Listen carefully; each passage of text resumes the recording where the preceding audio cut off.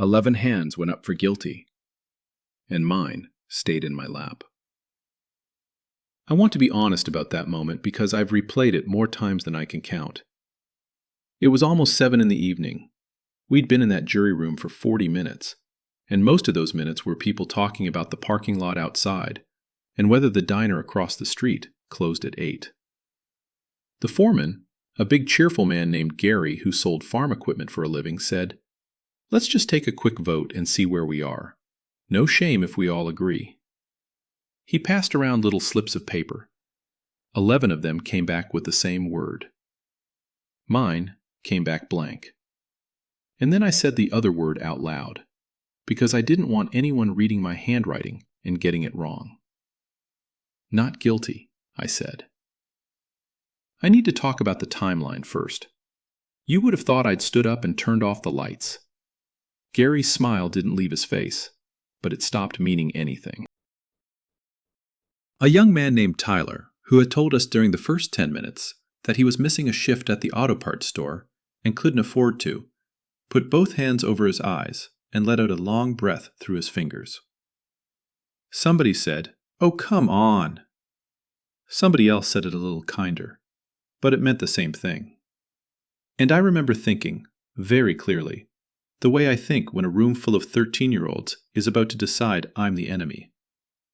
All right. We're going to do this the slow way. My name is Ruth, and I teach middle school math in a county seat in Pennsylvania, the kind of town where the courthouse is the tallest thing downtown, and everybody's grandmother took typing lessons in the basement of it. I have taught 7th grade math for going on 31 years. I have graded, at a conservative estimate, something like 90,000 quizzes. And if there is one thing that job burns into you, one thing that becomes as automatic as breathing, it is this. The answer at the bottom of the page is not the point. The point is whether the work holds up. A child can circle the right number for the wrong reasons, and a child can circle the wrong number after doing everything correctly. And if you only ever look at the circle, you will never once know the difference. You have to make them show the work. You have to be willing to sit there and follow it, line by line, even when the bell has rung and everyone wants to go home. I did not want to be on that jury.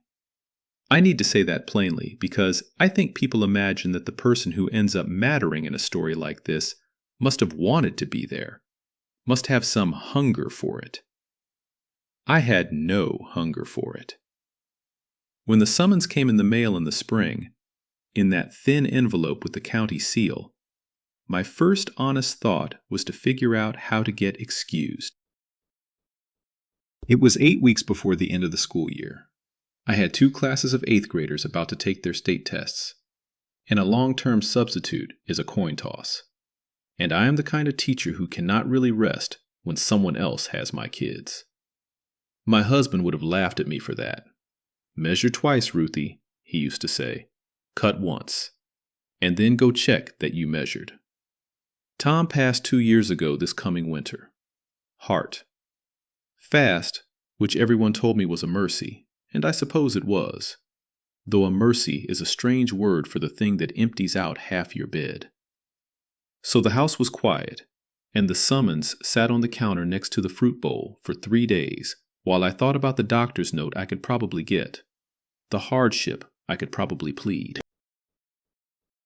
And then one morning I picked it up to throw it out, and instead I read the whole thing, every line, the way I read everything. And there was a sentence in there about how a jury is the one piece of the government made entirely out of ordinary people. And I put it back down. Tom would have gone. Tom went to every school board meeting in a town where nobody goes to school board meetings. Because he said democracy is just showing up when it's boring.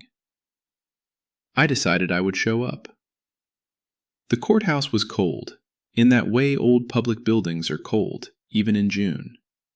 All that marble holding the winter in its bones. There were maybe 60 of us in the jury pool, sitting in pews like a church that had forgotten what it worshipped. They called the case number and read the charge, and the charge was aggravated assault. A young woman had been attacked in a parking lot at night, badly, and a man was accused of doing it, and over the next hour the lawyers asked us questions to decide who got to decide his life. They asked if any of us had been the victim of a violent crime. Several hands. They asked if any of us had family in law enforcement. A few. They asked in a dozen different, careful ways whether we could hold the state to its burden, whether we understood that the man sitting at that table did not have to prove a single thing, that the whole weight was on the government side of the scale and had to stay there. Everyone nodded. Everyone always nods at that. I have come to believe that most people mean it sincerely when they nod and have no idea, none at all, how heavy that scale is going to feel when a crying young woman is pointing across a room and the clock says, "It's dinner time." The defendant's name was Daniel Cole. He was 34 years old. He worked nights stocking a grocery warehouse, and he had a face that I would describe, if I'm being truthful, as unremarkable, which I have since learned is one of the most dangerous things a face can be. He wore a shirt that didn't fit him quite right, the kind you buy in a hurry because your lawyer told you to own one. He sat very still. When they asked whether any of us knew him or knew anyone connected to the case, and nobody did, he looked down at his hands like a man who had hoped, against all sense, that somebody in that room might turn out to be a friend. They seated me third.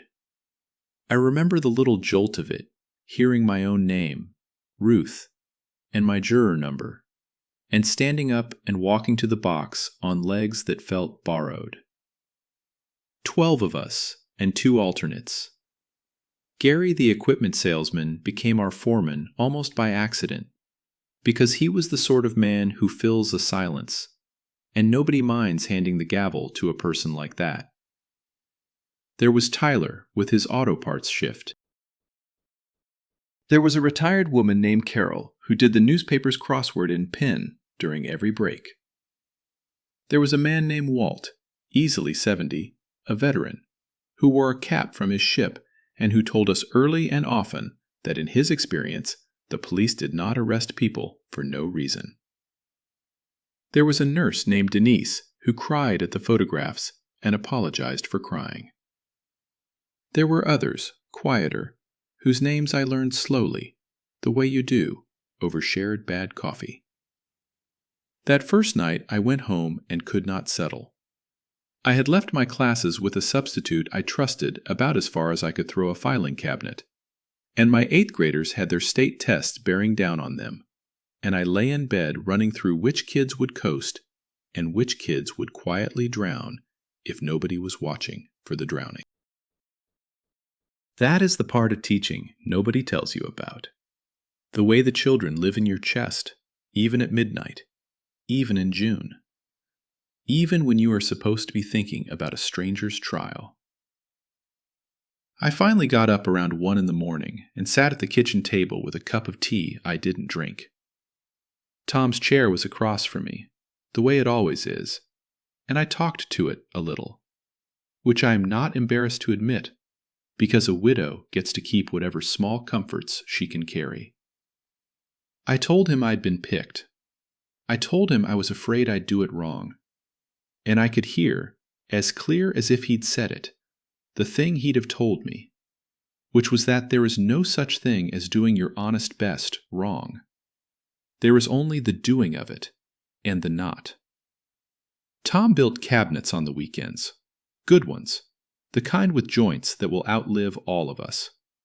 And he had no patience at all for a job half looked at. Measure twice, he'd say. And then he'd measure a third time when he thought I wasn't watching.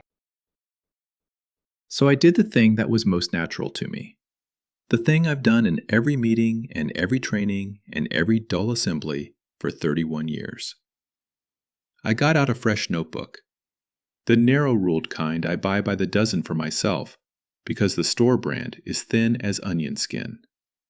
And I decided that if I was going to sit in that box, I was going to take notes like it was the most important lecture I'd ever attend. A time here. A name there. Whatever the witnesses said, in their own words, before my memory could go soft on me the way everyone's does. I did not know yet how much that plain habit was going to matter. You rarely do with the habits that save you. They don't announce themselves. They just sit there, being boring, until the one day they aren't. The trial took 3 days.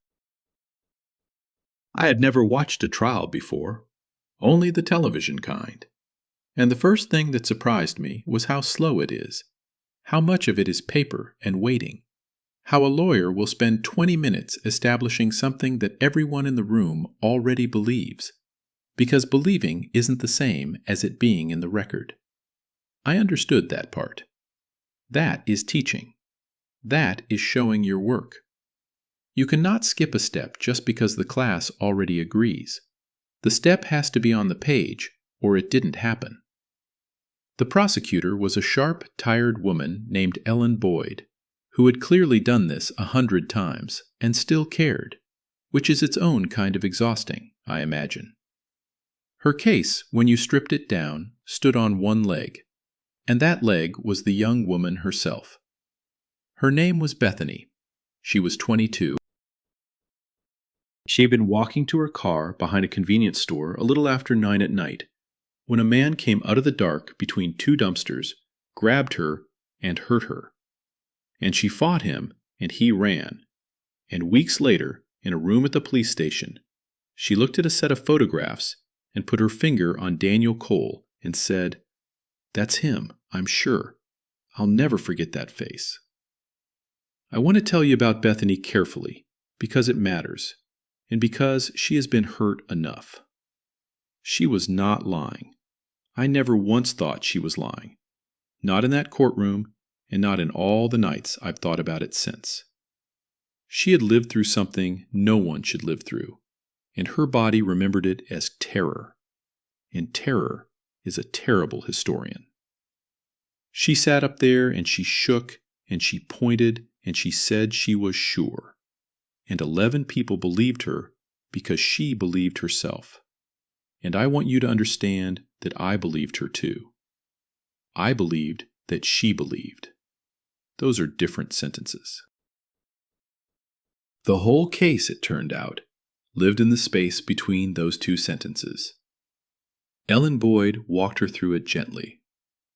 The dark, the hands, the 6 seconds, maybe less, that she saw his face by the one working light over the back door. The hood he wore. The way she'd screamed and how a sound like that comes back to you at 2 a.m. for the rest of your life. By the time she was done, Denise the nurse was crying again, and Walt had his arms crossed like a man who had already made up his mind and considered the rest a formality.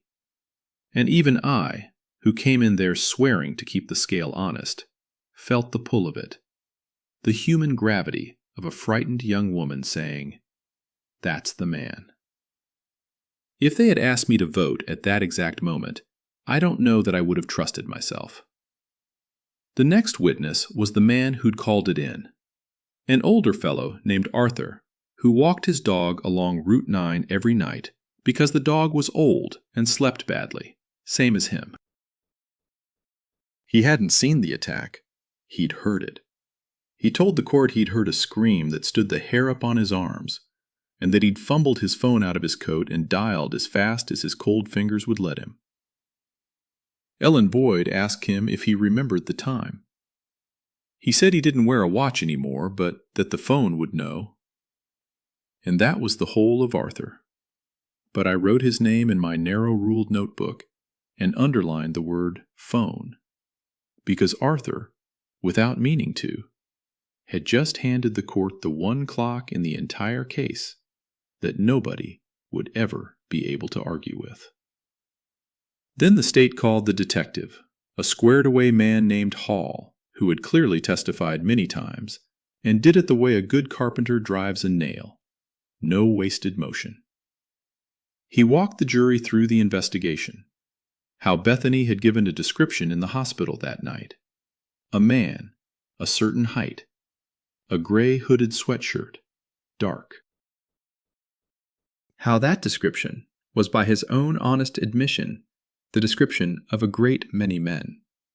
How a tip had come in some days later naming Daniel Cole, and how they'd assembled a set of photographs and asked Bethany to look. On direct, with Ellen Boyd asking the questions, it all sounded clean and careful and inevitable. A straight road from a scream to a name. And I believed it, listening, the way you believe a smooth story told by a confident man in a pressed shirt. That is the thing about testimony on direct examination. It is a story the lawyer and the witness have practiced together. And practice makes anything sound like the only way it could have gone. I have watched student teachers give a lesson they've rehearsed, and it looks like magic, until you ask one question they didn't plan for, and the whole thing shows its seams. Cross-examination is the unplanned question. Cross-examination is where the seams live. Marcus Webb, the tired young public defender, stood up for his cross with that same manila folder, and he did not raise his voice, and he did not try to make the detective look like a villain, which I have since learned is the mark of a lawyer who actually knows what he's doing. He just asked, quietly, whether it was true that Bethany had been shown photographs, not once, but twice.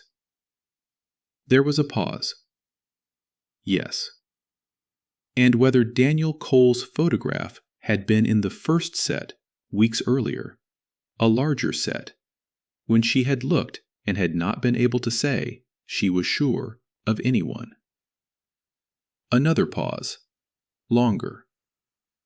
Yes. And whether Daniel Cole's photograph had then appeared again in the second, smaller set, the day she pointed and said, "That's him." Detective Hall was an honest man, and I will always give him that, because a dishonest one would have wriggled, and he didn't. He said, yes. And then Marcus Webb asked the question the whole case turned on, though nobody in that room but me seemed to feel the temperature drop when he asked it. He asked whether the only face that appeared in both sets of photographs, the first where she was unsure and the second where she was certain, was the face of Daniel Cole. The detective was quiet for what felt like a long time. Then he said, "That's correct."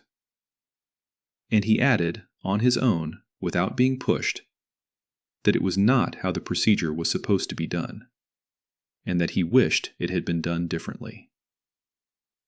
I wrote that down word for word. Shown twice. Only face in both. Detective wishes it were done differently. I sat there in the box with my cheap notebook, and I felt the first real crack run through the state's case.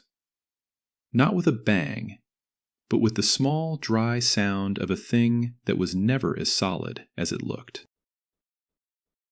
And then I looked down the row of my fellow jurors to see if they'd heard the crack too, and their faces were still full of Bethany, still full of the scream, and I understood that the crack had been silent to everyone but me, because it was made of procedure and sequence, and Bethany was made of tears, and you cannot hear a crack over the sound of someone crying.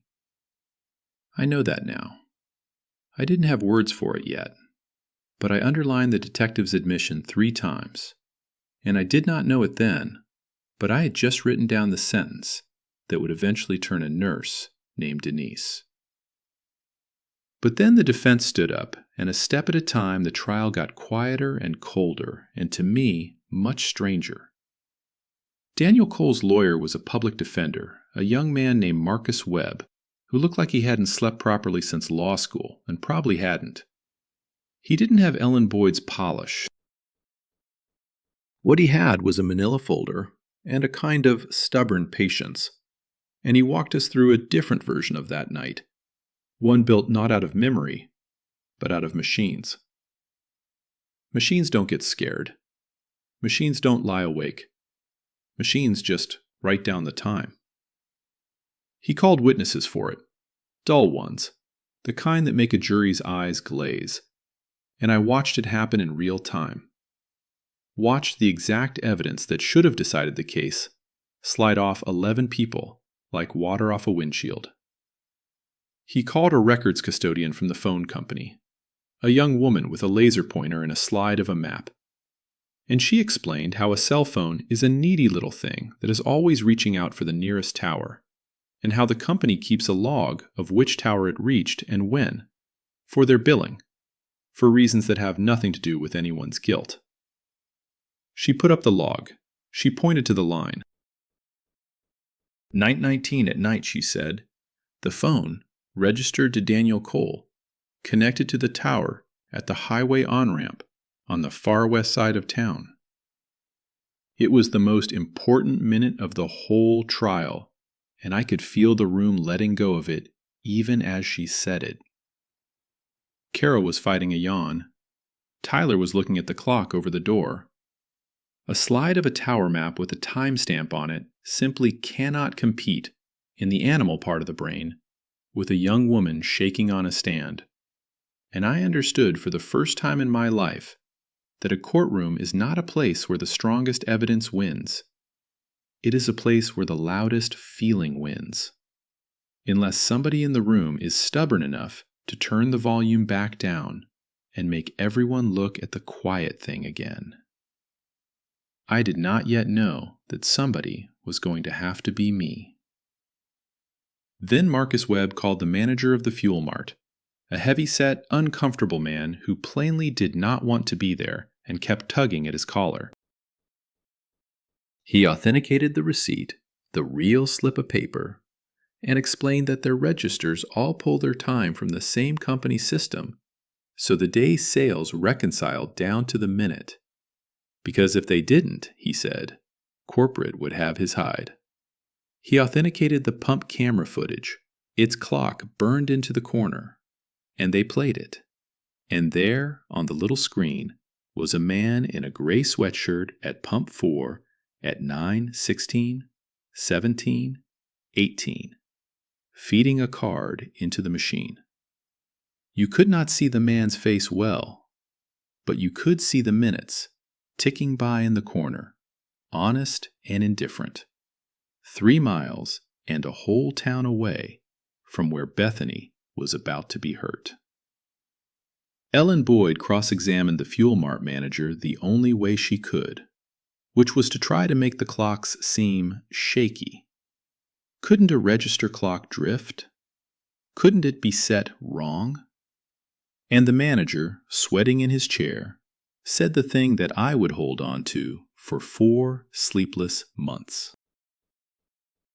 He said, "Ma'am, if my clocks were off by even a couple minutes, my end of night wouldn't balance. And it balances every night. Because I'm the one who has to answer for it if it doesn't." He wasn't trying to save Daniel Cole. He'd probably never given Daniel Cole a second thought in his life. He was just a tired man, defending the one thing he was proud of, that his numbers came out right. And in defending his own books, without meaning to, he'd shut the last door on the prosecution's only escape. I looked at Daniel Cole while they played that footage, and he wasn't looking at the screen. He was looking at the jury. He was looking at us the way a man looks at the 12 people who are going to decide whether he ever sleeps in his own bed again, searching our faces for any sign that the quiet, true thing on that screen was landing on even one of us. And I made myself hold his gaze for just a second, because it seemed cowardly not to. And then I looked back down at my notebook, where I had written, in my small, square teacher's hand, the whole impossible timeline. And I underlined it. And beside it, I wrote 3 words I did not fully understand yet. Somebody has to. Here is what was in that folder, and I am going to lay it out the way I eventually laid it out in the jury room. Because this is the whole thing. This is the arithmetic that a man's freedom hung on. And I need you to see it as plainly as I finally saw it. Bethany was attacked behind the quick stop on Route 9 on the east side of town. We know almost to the minute when it happened. And we know it not from anyone's memory, but from the emergency call. A man walking his dog heard her scream and dialed 911. And the county dispatch system stamps every call automatically the instant it connects. That call came in at 9:21 and 40 seconds at night. Bethany testified the man ran the moment she started screaming, which means the attack itself was in the minute or two before that call. Call it 9:19, 9:20. Nobody in the courtroom disputed that window. The prosecution's own detective put the attack right there.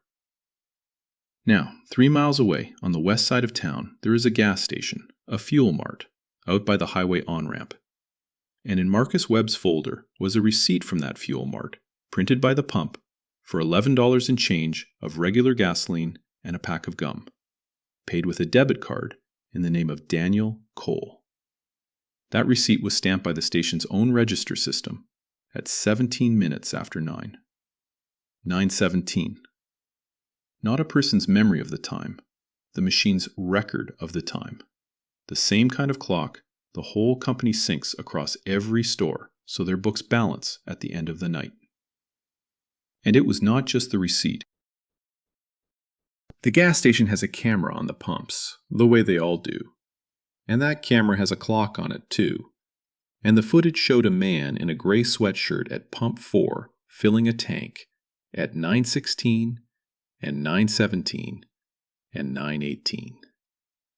The footage was not perfectly clear. It never is. But it showed his build and his clothes and the debit card going in, and it lined up to the minute with the receipt. And there was one more thing. The thing that made my skin go cold and quiet the first time I really understood it. Daniel Cole's phone. The records the phone company turned over showed his phone connecting to a cell tower, and the tower it connected to, at 9:19, was the tower that covers the highway on-ramp out by the fuel mart on the west side of town. 3 miles from the quick stop. 3 miles from Bethany. So set them side by side, the two facts, the two machines.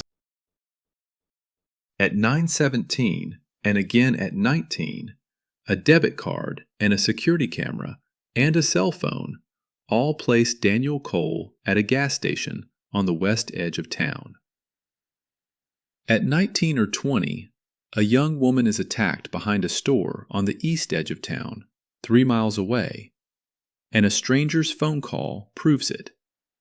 For Daniel Cole to have done it, he would have had to finish pumping gas, get in his car, and travel 3 miles across town through the middle of a small city with traffic lights in about 2 minutes. 2 minutes. I did that division in my head the first time Marcus Webb put the two exhibits on the screen at the same time, because that is what my head does. It divides. And the number it gave me was a speed no one drives on Main Street without dying or being arrested for it. It is not a close call. It is not a maybe. 3 miles in 2 minutes is 90 miles an hour, average, through downtown, hitting every light green. It didn't happen. It couldn't have happened. The machine said so, and the machines had no reason on earth to lie. I sat in that jury box on the second afternoon, and I felt the floor of the case shift under me. And I looked down the row at my 11 fellow jurors to see if they felt it too.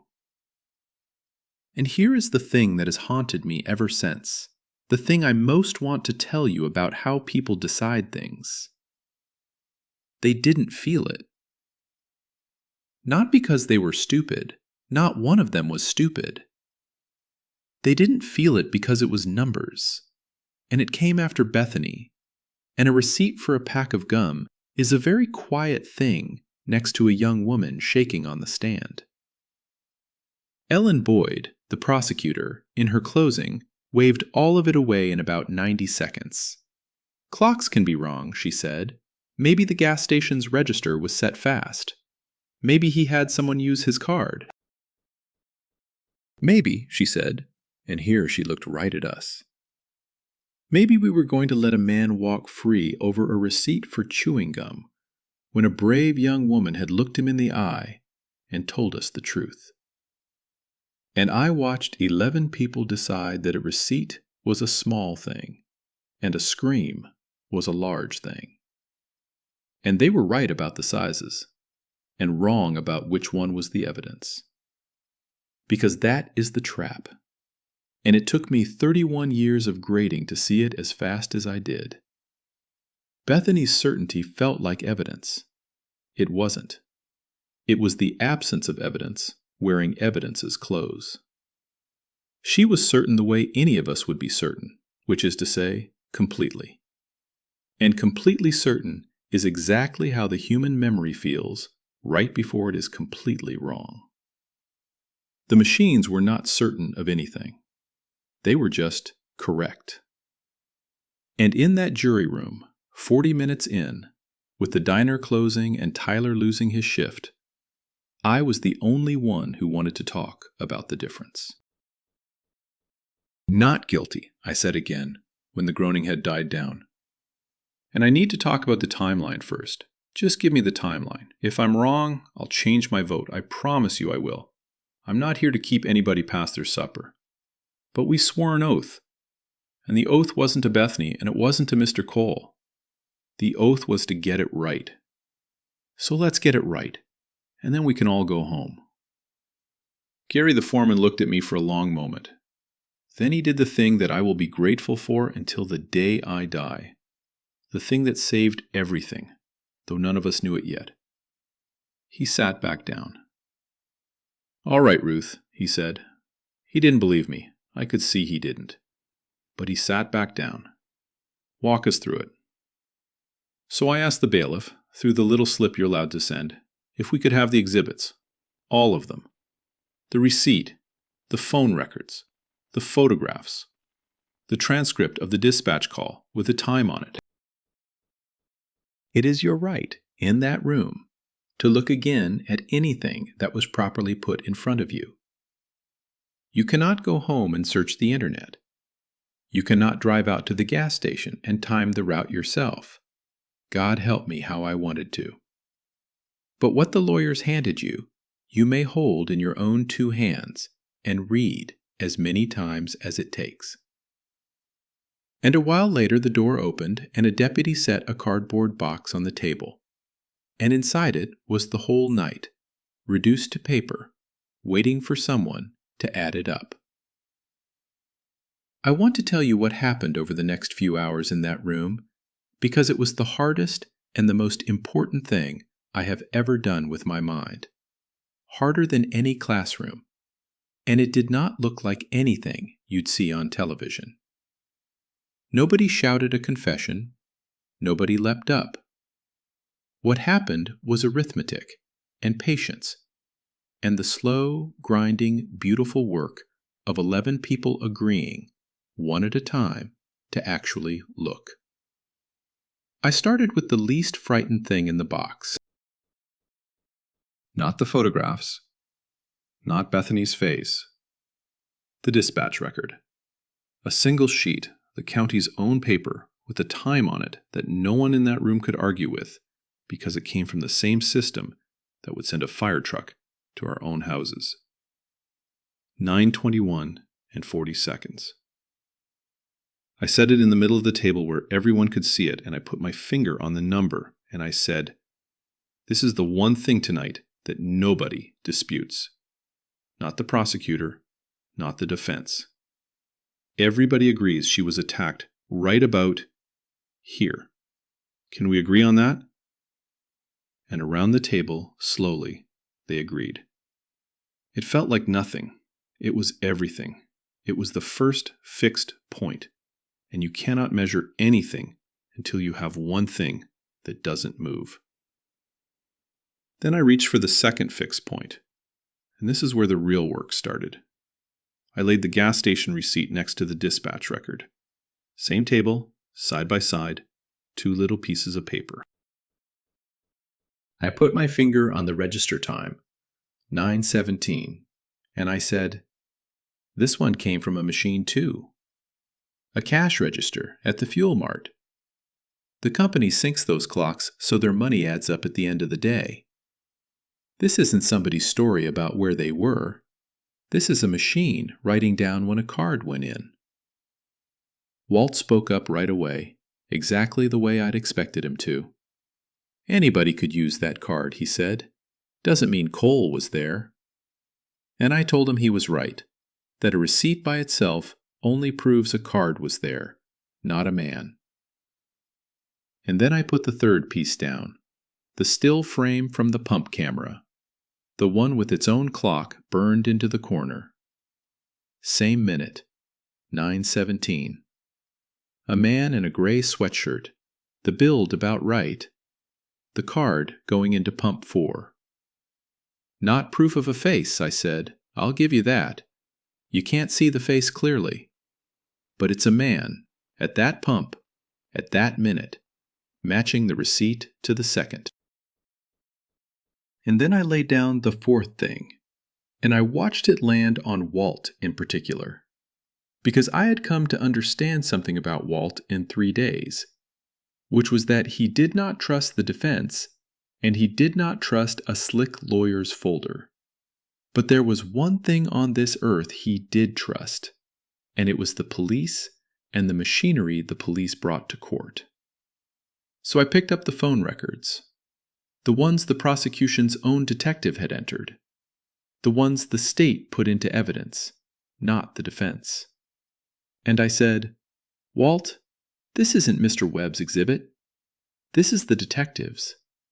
This is the phone company's business record, and the police are the ones who subpoenaed it. And it says Daniel Cole's phone touched the tower by the highway on-ramp at 19 minutes past 9.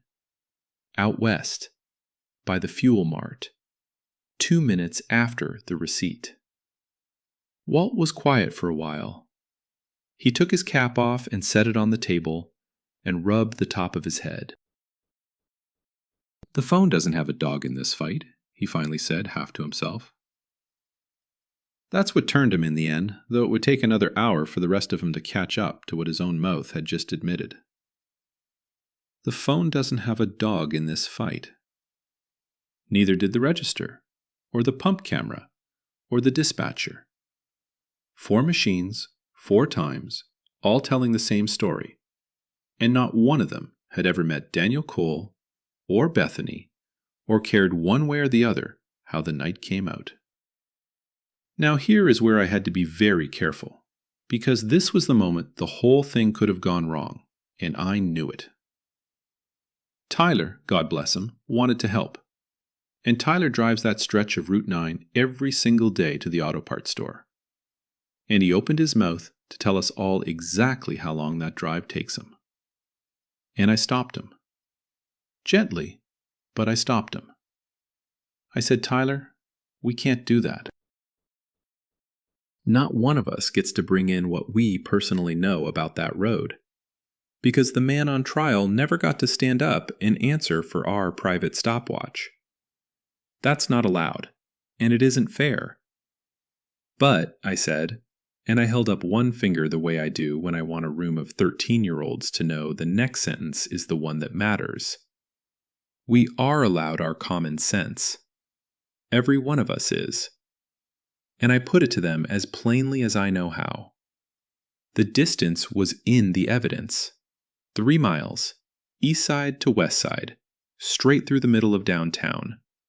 Nobody had to tell us that you cannot cross the middle of a town in 2 minutes. That is not special knowledge. That is knowing what a town is. You would have to average 90 miles an hour down streets with stoplights, and a school zone, and the diner, and the four-way by the bank. It is not a close call, and it is not a maybe. It simply cannot be done. And if it cannot be done, then the man at that gas station at 19 past 9 was not behind the quick stop, attacking Bethany at 20 past. The room got very still. I have taught long enough to know the 2 kinds of quiet a room can have. There is the quiet of people waiting for you to stop so they can go back to what they thought before. And there is the other quiet, the good quiet, the one that means the floor has moved under somebody and they are reaching for the wall. This was the second kind. I could see it working its way down the table.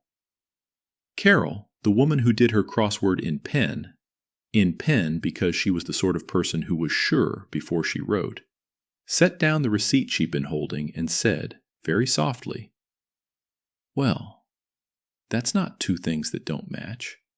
That's 4 things that don't match."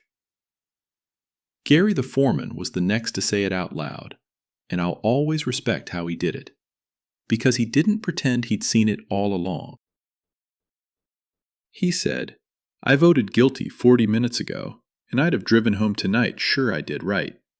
And I want everybody to sit with that for a second, because I sure am." He looked around the table. If Ruth hadn't made us open that box, I'd have gone to my grave thinking we convicted the right man. And I'd have been wrong. And I never even would have known it. That's the part that's turning my stomach. Not that I was wrong. That I was so comfortable. Around 8 o'clock, the deputy knocked and put his head in and said the judge wanted to know whether we were close or whether we'd be needing supper. We were not close.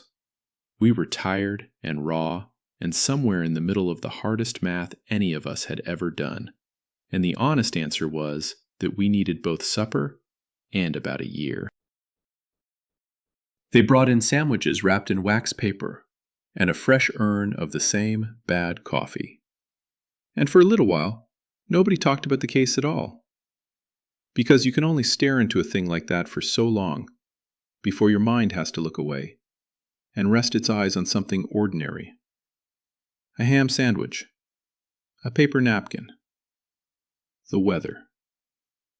And it was in that lull, with everybody chewing and nobody looking at anybody, that Tyler said the thing I'd been dreading. He said, real quiet, almost hopeful, "What if we just tell the judge we can't agree?" He said, "That's allowed, right? A hung jury? And then it's not on us. And we all get to go home tonight. And somebody else deals with it." And I watched a wave of relief go around that table. Because he'd named the exit. And every exhausted person in that room wanted the exit. And I did too. God help me. I wanted to go home to my quiet house and never think about Daniel Cole again. So I put down my sandwich and I made myself say the true thing, even though I was the reason nobody had gotten to leave yet. And I could feel how tired they all were of my voice. I said, "Tyler, I understand. Believe me, I do. But I need everybody to know what a hung jury actually means. Because it doesn't mean this goes away. It means they do the whole thing over. Another jury, another year, and Mr. Cole sits in that county jail the whole time waiting for it, having already sat there since winter. And here's the part I can't get past. Next time, there might not be anybody who opens the box. We almost didn't. We came within 1 vote and 40 minutes of never opening it. If we quit now because we're tired, we're not handing this to somebody smarter. We're just handing it to somebody who might be even more tired than we are. The room was quiet in that second good way.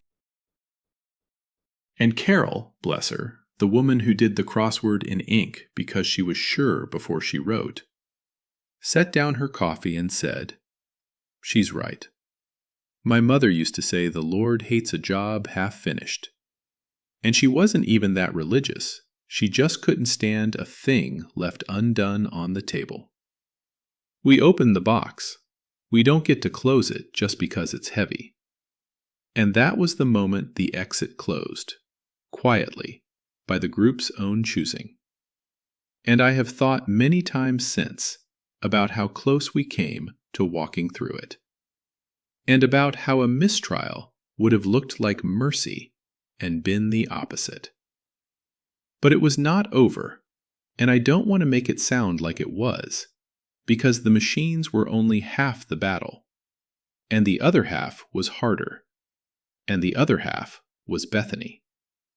Because a good and decent nurse named Denise put both her hands flat on the table and said the thing that everyone in that room was afraid to say. She said, "Then why did she point at him? If he wasn't there, why did that girl look right at him and swear it was him? She's not a liar. I watched her. She believed it with her whole body. And if we say not guilty, aren't we calling her a liar? And haven't we all seen enough men walk free while women get called liars?" And I want to tell you, that was the truest and hardest question in the whole room. And it deserved a real answer, not a lawyer's answer. So I took a breath, and I told them what I understood, which I had spent the sleepless nights of that trial reading about in my own head, turning over the way you turn over a proof that won't close. I said, "Denise, you're right that she's not a liar. I don't think there was one lie in that courtroom. But being certain and being right are not the same thing. And the most frightening fact I have ever learned is that they don't even feel different from the inside. Memory is not a recording. It is not a security camera in your head. It is a story your mind rebuilds every time you reach for it. And every time you reach for it, it changes a little to match what you've been shown and told since. Bethany saw a stranger for 6 seconds in the dark, terrified. And weeks later, in a bright room, kind people showed her photographs, and she picked the face that felt the most familiar. And here is the thing that we heard in this very trial, and let slide right past us. I made them find it in the transcript. It took a while, but it was there, in the cross-examination of the detective, buried where the frightening testimony had made us stop paying attention. Bethany had been shown Daniel Cole's photograph twice. Once, weeks before, in a big group of pictures where she hadn't been sure of anyone. And then again, later, in the smaller set, the one where she pointed and said, "That's him." His was the one face that appeared in both. So by the second time, his face was the familiar one. Not because she'd seen it in the parking lot, but because she'd seen it in the first set of photographs. Her mind did exactly what a mind does. It reached for the familiar and called it the truth. Nobody tricked her on purpose. But that is a contaminated identification, and the detective, to his credit, admitted on the stand that it was not how it should have been done. Denise sat with that for a long moment, and then she started to cry again, the way she had over the photographs. But it was a different crying, and she said the thing that finally broke the case open for good. She said, "Oh God, if we send this man to prison, the one who actually did it is still out there. And nobody's even looking because everybody thinks they already caught him." Convicting Daniel Cole doesn't help Bethany. It just tells the real man he got away with it. That was the sentence that did it. Not mine. Hers. Because it turned the whole thing right side up. We had all walked in there believing that a guilty verdict was the way to stand with Bethany, and a not guilty verdict was a way of doubting her. And Denise, in tears, had just shown us the opposite. The only way to actually help that young woman, the only thing that gave her any chance at real justice, was to refuse to accept the easy wrong answer, so that somebody, someday, might still go looking for the right one. There was one more fear I had to sit with them through, and it was the fear that had probably been driving half the room from the start, though nobody had said it plainly until a quiet man named Ed finally did. Ed hadn't spoken much all 3 days. He worked at the water treatment plant, and he had the look of a man who took very few chances with anything. He said, "But what if we're wrong? What if we let him go and he does it again? To somebody's daughter, and we could have stopped it. I don't think I could live with that." And I couldn't fault him for it, because it is the most human fear there is. And it is exactly the fear the whole system is built to lean on. So I told him the truth as I understood it, which was not a comfortable truth, but was the only honest one. I said, "Ed, the judge told us the state has to prove its case, and that a man doesn't have to prove one single thing. And there's a reason it's built that way. And the reason is that it is a far worse thing to lock up an innocent man than to let the state fail when it hasn't done its job. Our doubt isn't a hunch. It's 4 machines and a contaminated lineup. And I'll tell you the part that ought to keep us up at night, the part that keeps me up. If we convict Daniel Cole to feel safe, the man who actually did this is out there, right now, free, uncaught, and everyone has stopped looking. Convicting the wrong man doesn't protect anybody's daughter. It just hangs a sign on the real one that says, "You're clear. Nobody's coming." Ed looked at the table for a long while. Then he said, All right. I hear that." And he didn't say another word. But a little later, when it counted, his slip came back with the rest of them. And I understood that some people turn loud with speeches, and some people turn the way Ed did, quietly, all at once, on the inside, where you can't watch it happen. It took us another 2 hours. I won't pretend it was clean after that, because people don't turn all at once. They turn and then double back, and need to touch the evidence again with their own hands to be sure they're allowed to feel what they're feeling. Walt was the last. He wanted to be sure, he said, that reasonable doubt didn't just mean any doubt at all, that we weren't setting a man loose over a technicality. And that was fair. And I told him it was fair. And I told him what the judge had told us, that the state has to prove its case, and the man has to prove nothing. And that a doubt is reasonable when it has a reason. And Lord, did ours have reasons. 4 of them, all made of metal and time. At 9:45, Gary passed the slips around again. 12 of them came back the same.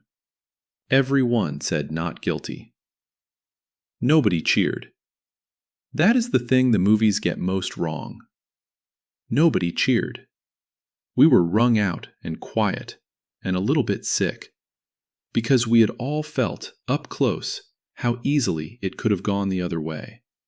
How close we had all come, 40 minutes in, to being certain and comfortable and wrong. When they brought us back into the courtroom to read it, I made myself look at Daniel Cole, because I felt I owed him that, whatever the word was going to be.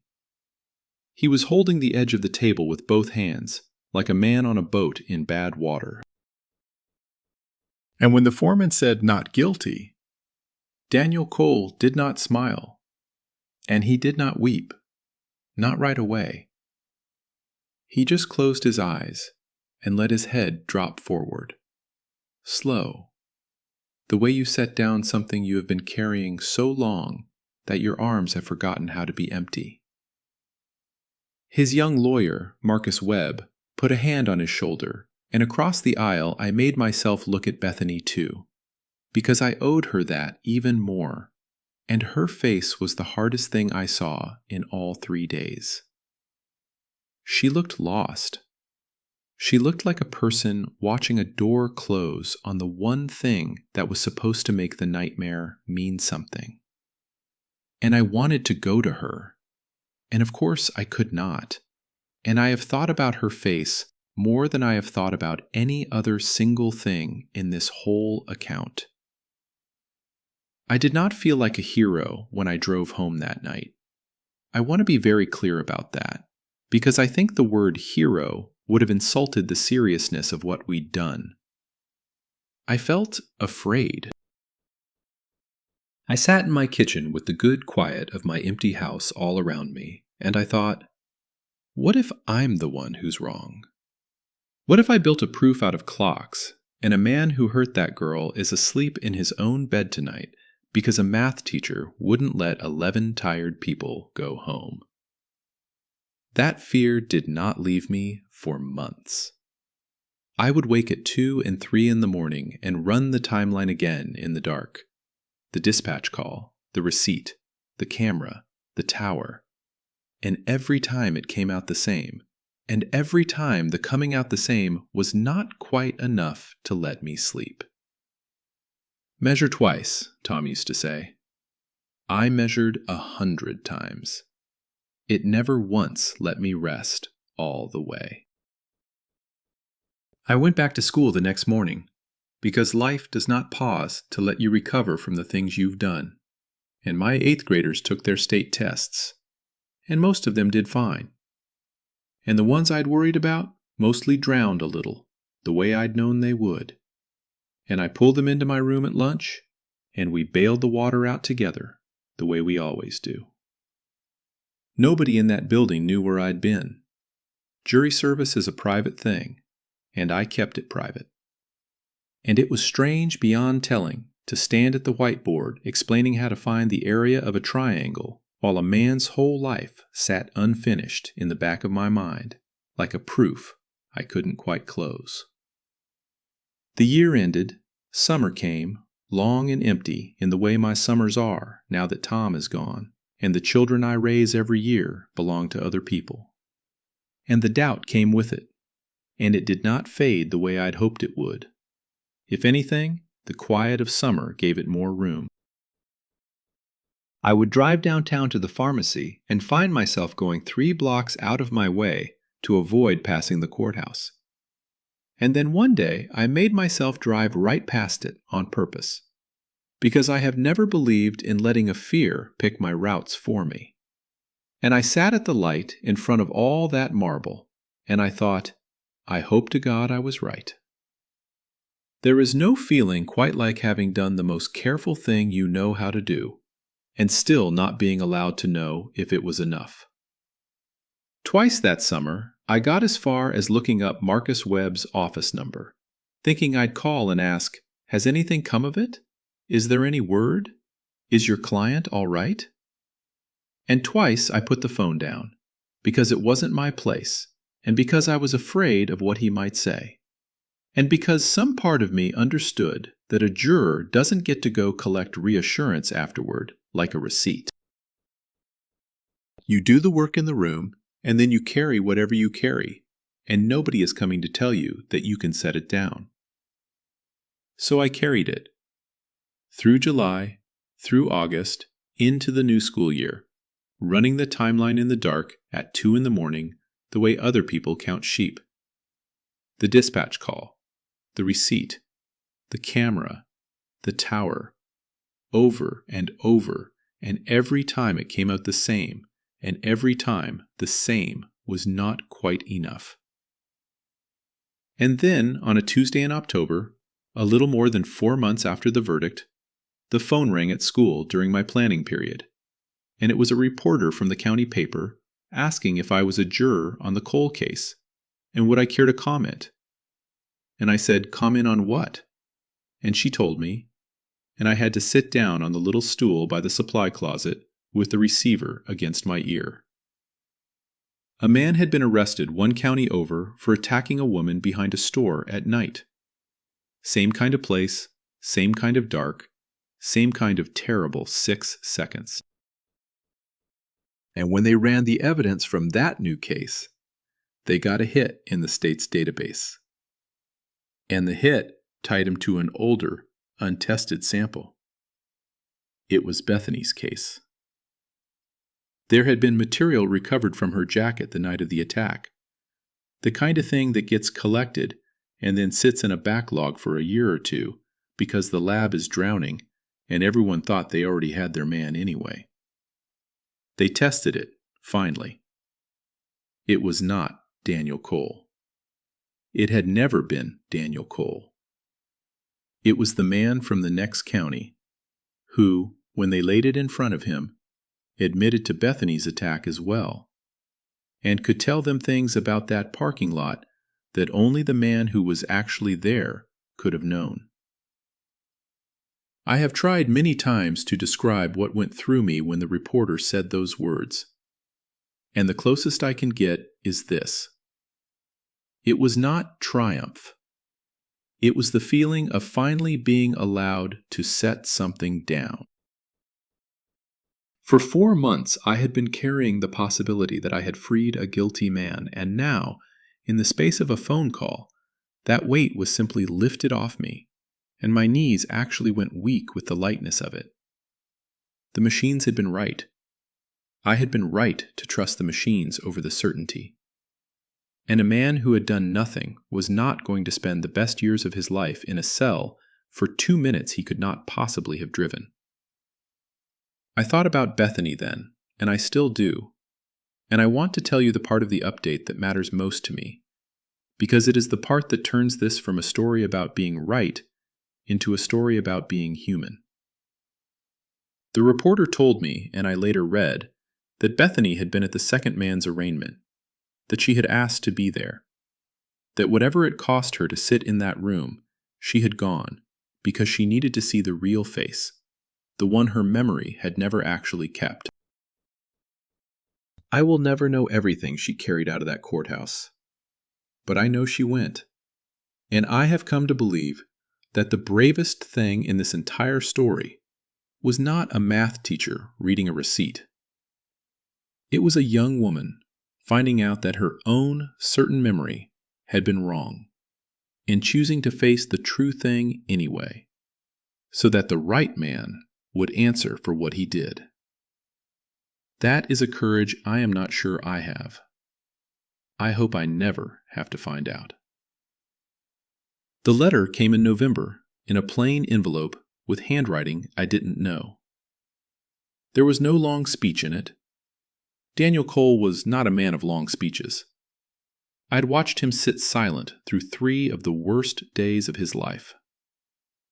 He wrote that he had gotten my name from the court record, the way anyone can, and that he hoped it was all right to write.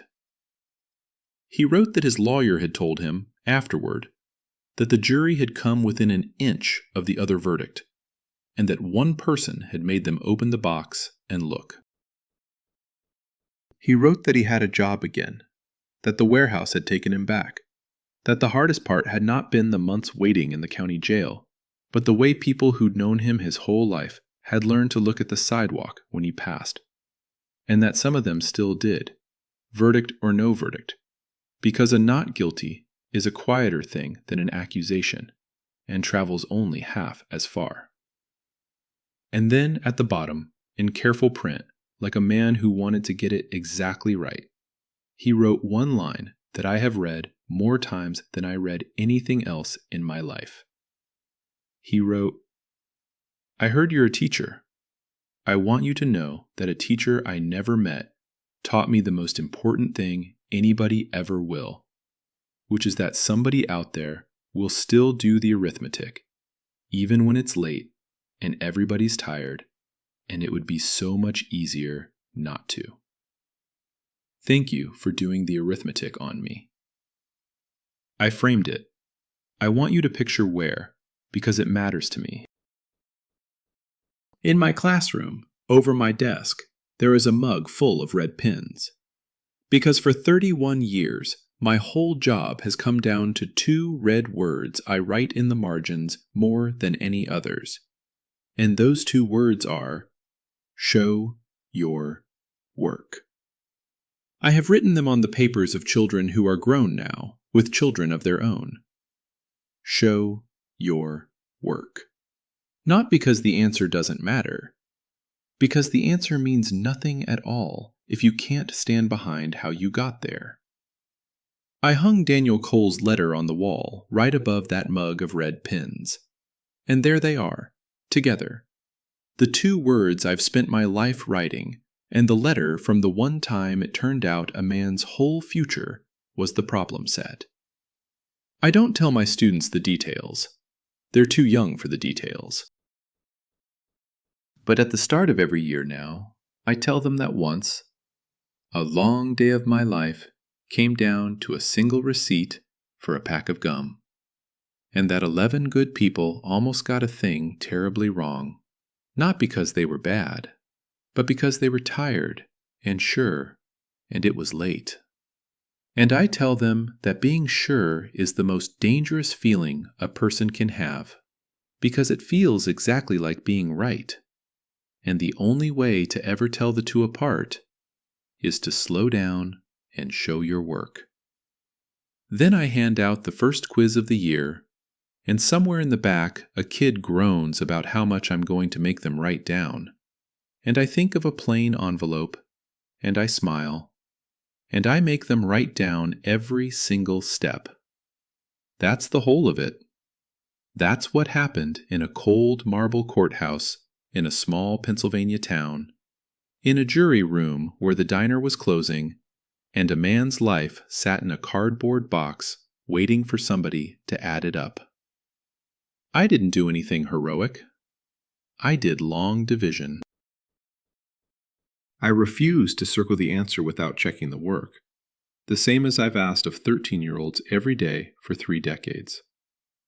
The only difference was the size of what the remainder turned out to be. If you made it all the way to the end of this one with me, I'd love to hear from you, honestly. Here's the question I keep turning over, and I don't think there's an easy answer, so tell me the truth.